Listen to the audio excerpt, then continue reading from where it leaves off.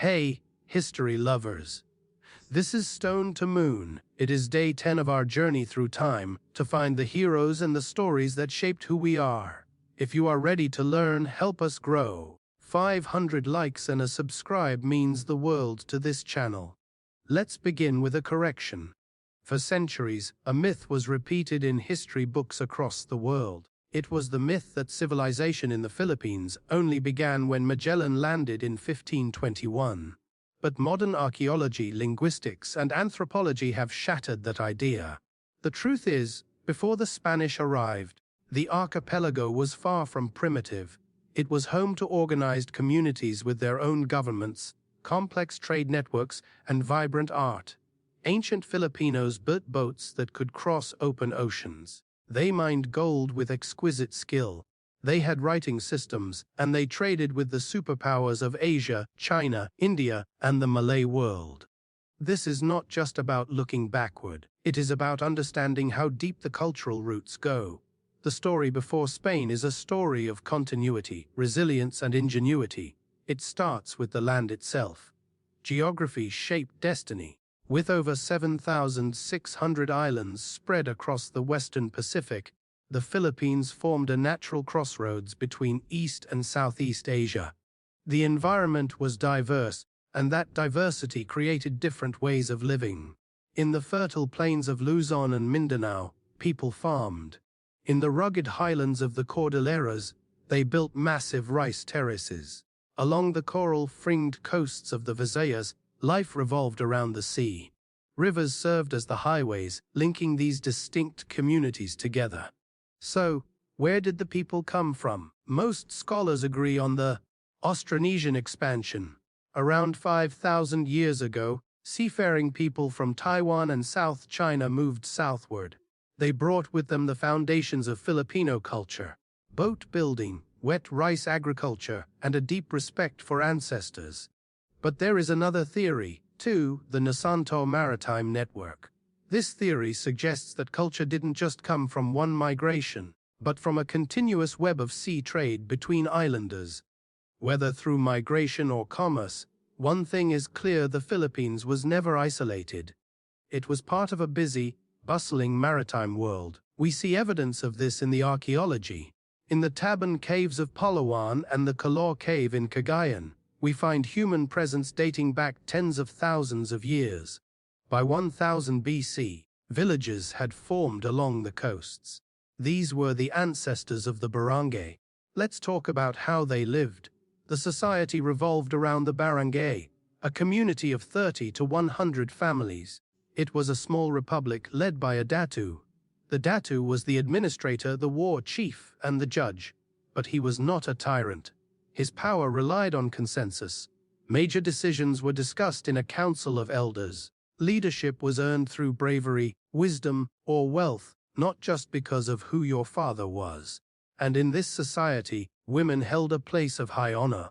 Unlike in Europe at the time, women in the pre-colonial Philippines enjoyed high status. They could inherit property. They could engage in trade. Divorce was permitted, and marriage was viewed as a partnership. When foreign visitors first arrived, they were often shocked by the equality between men and women, comparing it favorably to the strict patriarchal systems of their own lands. This power was most visible in the Babaylan. The Babaylan was a spiritual leader, a healer, and a keeper of tradition. Often a woman, or sometimes a gender-fluid individual, the Babaylan mediated between the human world and the spirit world. They healed the sick with herbs and rituals. They advised the Datu on political matters. They were the memory of the tribe, preserving history through chants and oral tradition. Justice was also unique. The law was guided by oral tradition and custom. Crimes like theft were punished with fines or labor, rather than physical pain. However, serious offenses like murder could lead to death or exile. Oaths were sacred. To swear falsely before the ancestors was to invite a curse. The entire legal system was built on the idea of balance and restoring harmony to the community. Now, imagine the economy. Long before the Spanish galleons, the islands were connected to a massive web of international trade. As early as the 10th century, Chinese records mention trade with Mayari, likely Mindoro or Batangas. The islands were rich in resources. They exported beeswax, pearls, rattan and forest products. But the most famous export was gold. Gold was everywhere. It was mined, worked, and worn with pride.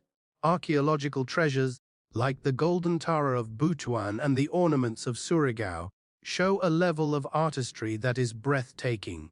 Spanish chroniclers later wrote that the natives wore gold jewelry as if it were common metal. Gold was used as currency, as decoration, and as a ritual offering. In return for these treasures, the islands imported silk, porcelain, iron, and spices from their neighbors.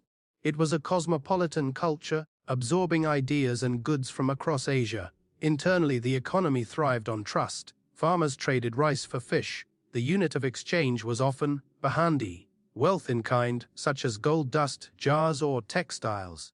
It was a system that depended on reciprocity. Spirituality was woven into every part of life. They did not see the world as dead matter, they saw it as a living tapestry of spirits. Across the islands, different regions worshipped different gods. The Tagalogs looked to Bathala, the supreme creator. The Visayans honored Lan. The Ilocanos revered Kabunian, and the Bicolanos feared Gugarang, the guardian of fire. Beneath these great gods were the Anito, the spirits of ancestors and nature. Rivers, trees, and mountains were all sacred. Rituals and festivals marked the cycles of life, birth, marriage, harvest, and death. Finally, let us look at their art. They were master craftsmen. Pottery was used for cooking and ritual, like the famous Manungal jar, which depicted the soul's journey to the afterlife. Weaving was another high art. From the banig mats of the Visayas to the tinalak of the Tiboli and the ikat patterns of the Cordillera, textiles carried spiritual meaning. And of course, there were the Pintados. In the Visayas, men covered their bodies in intricate tattoos. These were not just for show.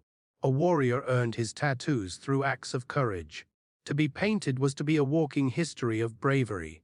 So, when we look back at the Philippines before 1521, we do not see a blank slate.